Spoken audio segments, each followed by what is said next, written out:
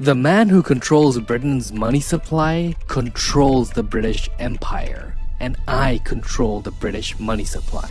That was a quote from Nathan Rothschild. You see, the Rothschild family has impacted how markets are shaped, how financial policies are made, and even how entire nations operate. Things that impact us to this day. The Rothschild family was so powerful at a point that no politician would dare to make a decision without their approval. Now, many of you already know that the Rothschilds are a rich banking dynasty. However, there's a good chance that you're underestimating the significance of their role in shaping our history. I mean, Nathan Rothschild himself said, "I care not what puppet is placed upon the throne of England." It just goes to show that he knew very early on that money was the thing that made the world go around, and that politicians and monarchies have much less influence than they think. Nathan Rothschild was just one of the 5 heads of the Rothschild family branches, each having a very strong influence over their respective countries' financial systems. From helping defeat Napoleon to spreading the seeds of industrial revolution, the Rothschilds are undeniably one of the most powerful families in history.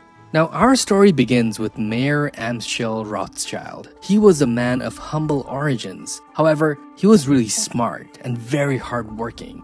He was born in 1744 in Frankfurt's Judengasse. This narrow lane wasn't just an address, it was a world unto itself. Crammed within its walls lived over 3,000 Jewish residents, their lives in constant negotiation between survival and dignity. That area was tough, it was overcrowded, it was full of discrimination. Jewish people could not leave at night on Sundays or on Christian holidays. They were barred from public gardens, coffee shops, and other places that Christians frequented. Even basic social interaction was limited because there was a ban on groups larger than 2. I mean, it was a constant reminder of their outsider status. Life for Mayer would have turned out very different while living in Judengasse. However, things changed for him very unexpectedly when his parents died. You see, Mayer was originally intending to become a rabbi. It's what his family wanted him to do. However, his parents' death forced him to give up on his studies to becoming a rabbi and instead taking up a position as an apprentice in a banking house. There, Mayer was introduced to all things finance. In particular, he learned about rare coins from ancient civilizations like Rome, Persia, and the Byzantine Empire. These were highly coveted by European elites, a realization that would help him out later a lot. Now, in this banking house, one of his first jobs was sorting coins acquired through Frankfurt's semi-annual trade fairs, which attracted buyers and sellers from all over the region. By the time he was 19, Mayer gained a lot of experience and he was equipped with the knowledge of the latest financial practices. He then returned to Frankfurt to join his father's trading business, working alongside his brothers. He then became a dealer in rare coins, and he quickly found a lot of success in that area. Now, this did not go unnoticed by the Crown Prince Wilhelm of Hesse. The Crown Prince was so impressed with Mayer that he was made a court factor. Now, a court factor was a title given to a Jewish financier under the employ of a noble. This was huge, it was groundbreaking for Mayer. Finally, he had the opportunity to escape his life from Judengasse and expand his business. He laid the foundation for the Rothschild family's future success right here. As time passed by, Mayer's businesses grew. He rode the momentum of his success and sent his sons to open branches in different states. To all of them, he gave 2 important instructions. The first was to prioritize doing business with reigning houses, and the second was to father as many sons as possible to take care of the family's business affairs abroad. Now look, Mayer's strategy seems a bit strange, but sending his sons to different regions wasn't just about business expansion, it was about mitigation of risk.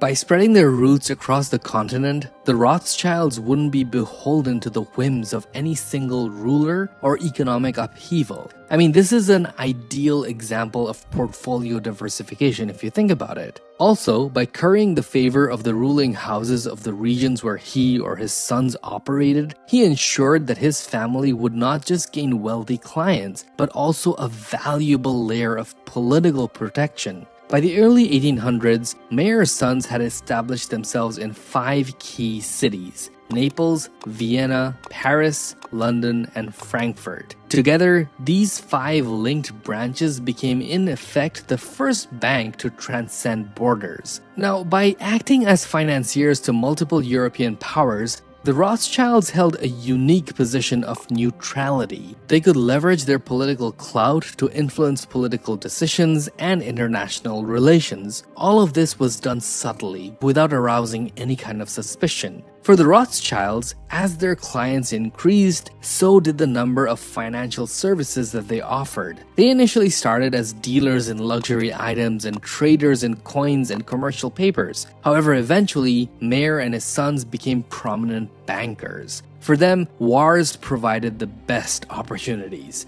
The French Revolutionary and Napoleonic Wars between 1792 and 1815 proved especially profitable for them. The Rothschilds provided loans to warring princes. They engaged in smuggling and legal trading of essential products like wheat, cotton, colonial produce, and arms, all of which facilitated international payments between the British Isles and the continent despite Napoleon's efforts to block British trade. The strategy was simple yet effective. By funding both sides, the Rothschilds ensured that regardless of the war's outcome, they would be the ones profiting. So on one side, you had Jacob Rothschild based in Paris, funding Napoleon Bonaparte's war efforts. On the other side, you had his brother, Nathan Rothschild, stationed in London, financing the British side, led by Lord Wellington. Ultimately, though, as the war progressed, it became very evident that Britain's victory would be more profitable for the Rothschilds' financial interests. And so, Jacob Rothschild began limiting his funds available to the Napoleonic army.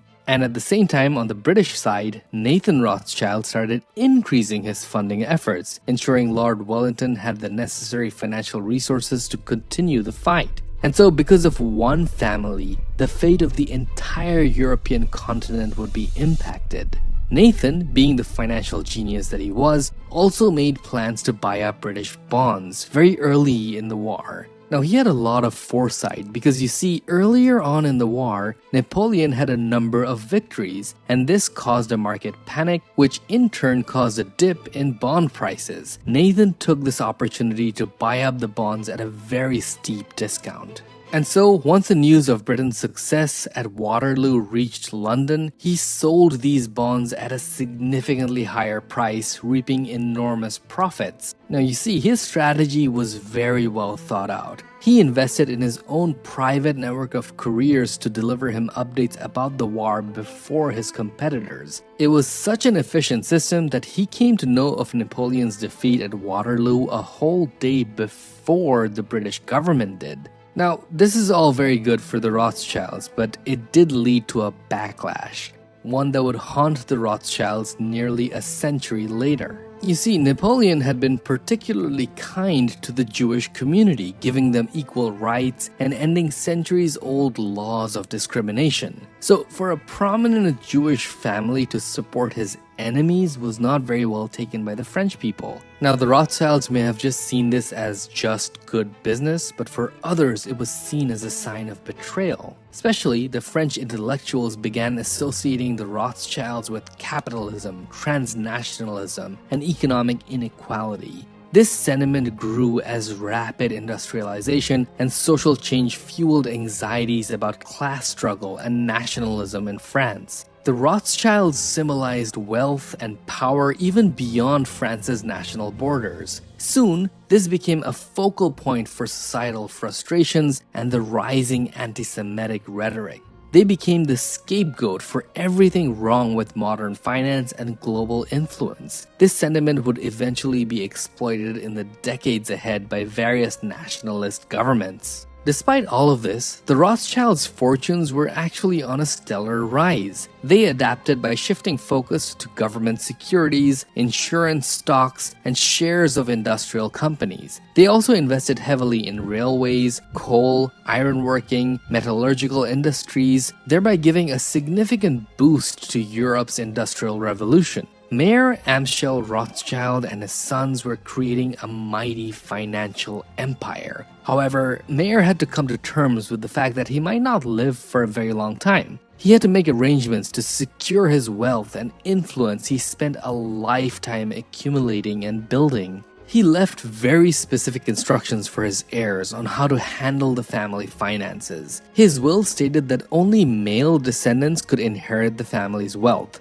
Now, this led to a lot of inter-family marriages. I mean, on the level of the Habsburgs. Between 1824 and 1877, there were 36 marriages amongst Mayer Rothschild's male descendants, and 30 of them were within the same family, with like first cousins or second cousins. Only 4 Rothschild's women and 2 men married partners outside of the family. I mean, if nothing else, it did help to keep the wealth and the power consolidated. Now, it wasn't just inter-family marriages. There was another factor that allowed the family to keep control over their fortune. The Rothschilds didn't tie any of their wealth to tangible assets that could be easily seized, such as real estate or gold. Instead, they invested in highly liquid instruments such as stocks, bonds, and debts. So if any anti-Semitic violence broke out, let's face it, it happened a lot, it made no difference to the Rothschilds. This way, there was nothing for an angry mob to destroy or take away or some greedy noble to seize. This ended up being a very, very smart decision for the Rothschilds.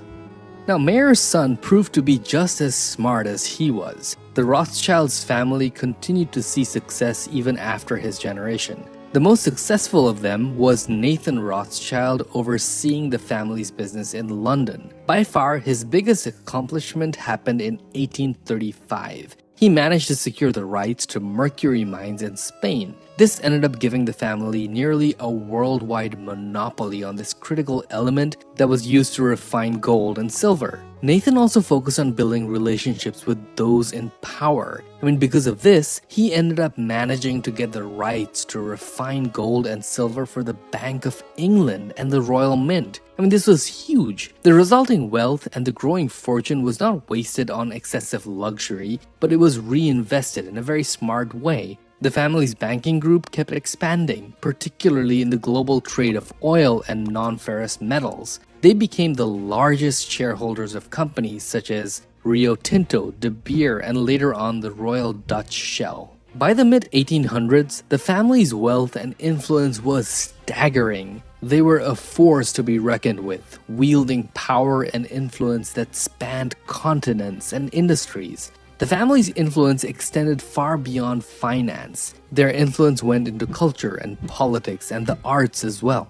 They were avid collectors, being patrons of many great artists and art curators. Some family members with scientific interests instead sought out zoological and horticultural specimens. They funded many expeditions to remote parts of the world as well. Their efforts and their money greatly contributed to the knowledge of scientists and art historians worldwide. These collections that the Rothschilds accumulated would later be used to enrich libraries, galleries, and museums, many of which still stand today. Now, the family had so much wealth and influence that entire nations could be saved with their aid. Many countries would even wait for the Rothschilds' approvals before making any kind of critical decision. For instance, following France's defeat by Prussia in 1871, it was the Rothschilds that provided the French government with 2 massive loans to keep it afloat. Meanwhile, in London, they provided the British government with £4 million on very short notice, therefore enabling them to become the principal stockholder in the Suez Canal Company. This strategic move made the Suez Canal a critical line of communication in the British Empire. It significantly reduced voyage time from London to India from weeks to mere days, and therefore boosted British trade. It was also the Rothschilds' money that helped enable the scramble for Africa. For instance, they funded activities of individuals such as Cecil Rhodes. With the help of Rothschilds' money, Cecil Rhodes amassed a fortune from the diamond rush in southern Africa. And in this example, it wasn't just Cecil Rhodes who was profiting, because it greatly helped the family-controlled De Beers company increase their profits. Now, another man that they helped to rise to prominence was John D. Rockefeller. The The United States in the 19th century was a nation that was rapidly developing. The Rothschilds family supported the works of many American industrialists, including the Rockefellers. The Rothschilds owned a governing share at the National City Bank of Cleveland. Through this, they provided crucial financing to Rockefeller as he began consolidating the oil refinery business. This financial support played a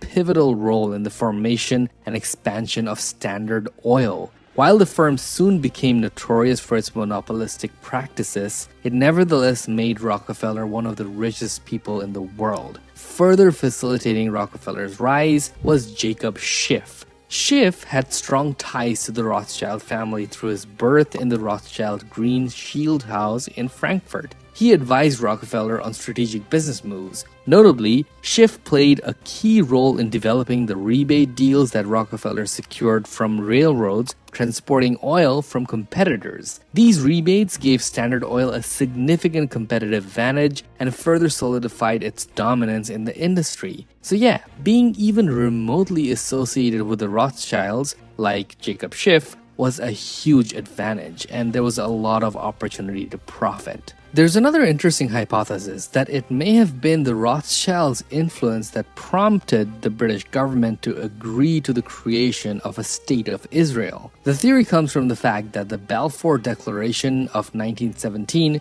was actually addressed to Lionel Walter Rothschild. This was a public statement by Britain expressing support for the establishment of a Jewish state and was meant to be sent to Lionel as a figurehead of the British Jewish community. What is certainly true is that the family had been donating heavily to the cause of a Jewish state for decades. They actively supported and funded Jewish settlement during the 19th and the early 20th centuries. These efforts provided substantial to the movement that ultimately led to the establishment of the State of Israel in 1948. Now, on the brighter side, the Rothschilds also made it a point to be heavily engaged in philanthropy. In Frankfurt alone, for instance, they managed as many as 30 charitable foundations. These included public libraries, orphanages, hospitals, homes for the elderly, and educational funds. It's no surprise that given their contributions, the Rothschilds were highly honored. Mayer's 5 sons all became barons of the Austrian Empire. A Rothschild was also the first Jewish person to enter the British Parliament, and another was the first to be elevated to British peerage. The head of the British branch of the family was often regarded as the unofficial leader of British Jewry.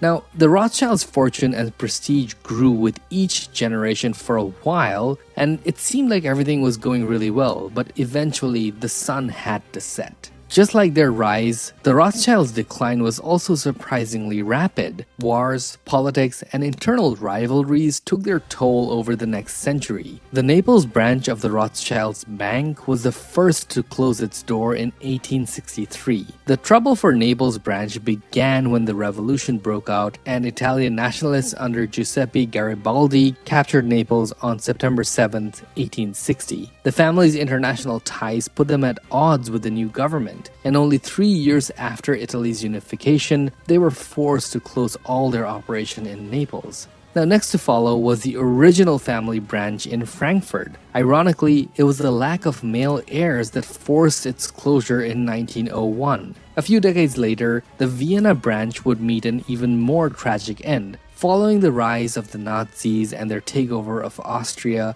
their family members were forced to flee. Those that remained, like Louise Nathaniel de Rothschild, were imprisoned and only released after a large ransom. All their possessions, homes, businesses, artworks were all seized. The family branch in Germany occupied France, too, would suffer. The Vichy government would seize their properties during this war. However, miraculously, their business survived the war, but it didn't survive the French politics. Under the rule of the socialist government, the Paris Bank was nationalized in 1982. This effectively ended the Rothschilds' presence in Paris banking. The ghost of Napoleon perhaps finally took his revenge. So by now, all of the 5 original branches of the Rothschilds Bank was closed except that of London. Now, despite all the setbacks, the Rothschilds have remained one of the most influential families in the world. In 2008, the Rothschilds family holdings were reorganized under a single company, and that was a shareholder of Paris Orleans based in France. It marked the first time that the family businesses were unified after roughly 2 centuries. Today, their holdings span financial services, real estate, mining, energy, and charitable work. Additionally, the family owns more than 24 wineries worldwide. Now, most of the family members are either directly employed by these corporations or invested in operations that continue to generate wealth for the family. Interestingly enough, one of the companies that still remains till today is one of the first banks that was founded by Nathan Rothschild. That bank continues to report healthy financials. In 2022, it reported a $3.2 billion in revenue and $650 million in net income, with $109 billion in assets under management. And that's doing pretty well. Altogether, the family's holdings combined are an estimated total of $1.2 trillion. Despite all the setbacks, they still remain one of the world's richest families. Now, while the true extent of their power is still debated by many historians, there's no denying that the Rothschilds family left an indelible mark on our society, both economically and politically. Their success is a reminder of just how one seemingly minor event can dramatically alter the history of the world. I mean, think about it. If Mayer Rothschild's parents had not died early, he would have never entered the world of finance. Imagine if Mayer had become a rabbi just as his parents had originally intended for him to be. In this scenario, Britain's victory over Napoleon could be widely different. I mean, France could have emerged as the dominant power. Many prominent figures in history that we know about today could probably be forgotten if it hadn't been for the Rothschilds' contributions. So yeah, there's no denying, whether good or bad, that the Rothschilds impacted the world significantly. By the way, if you stayed on till the very end, I'd love it if you could leave an upside down smile emoji in the comments. I'd love to see how many of you stayed on till the very end. And if you did, I'm very, very grateful. Please don't forget to subscribe to the channel if you haven't already, and I'll see you soon.